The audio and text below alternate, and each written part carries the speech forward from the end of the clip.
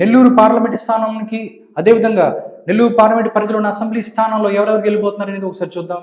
Nellore parliament స్థానంలో TDP తరపున పోటీ చేస్తున్నటువంటి వేమిరెడ్డి ప్రభాకర్ రెడ్డి ఎవరైతే ఉన్నారో ఆయన ఇక్కడి నుంచి గెలుస్తారు. దాంతోపాటు నెల్లూరులో మిగతా అసెంబ్లీ నియోజకవర్గాల్లో పరిస్థితి ఏంటి అని మనం చూస్తే, కందుకూరు ఇక్కడ వైఎస్ఆర్సీపీ గెలుస్తుంది. దాంతోపాటు కావలి టీడీపీ అండ్ జనసేన, ఆత్మకూరు టీడీపీ అండ్ జనసేన, కోవూరు ఇక్కడ కీన్ కంటెస్ట్ అవుతుంది.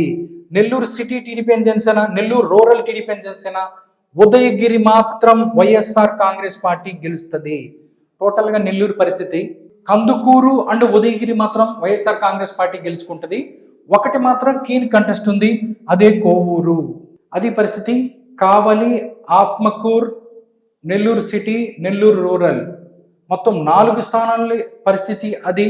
4 స్థానాల్లో టీడీపీ అండ్ జనసేన గెలుచుకుంటే YSR Congress party 2, 1 keen contest అయ్యే అవకాశం ఉంది. నెల్లూరులో కొంచెం డిఫరెంట్ సినారియో అయితే కనిపిస్తుంది. ఓట్ షేర్ మనం ఒకసారి చూసుకున్నట్లయితే 52% టీడీపీ, 44% వైఎస్ఆర్ కాంగ్రెస్ పార్టీ, 2% హస్తం గుర్తు, 1% ఇక్కడ నుంచి బీజేపీ ఉంది, 1% అదర్స్ ఉన్నారు. టోటల్గా నెల్లూరు ఒక ముఖ చిత్రం ఎలా ఉంది. నెల్లూరుకు సంబంధించి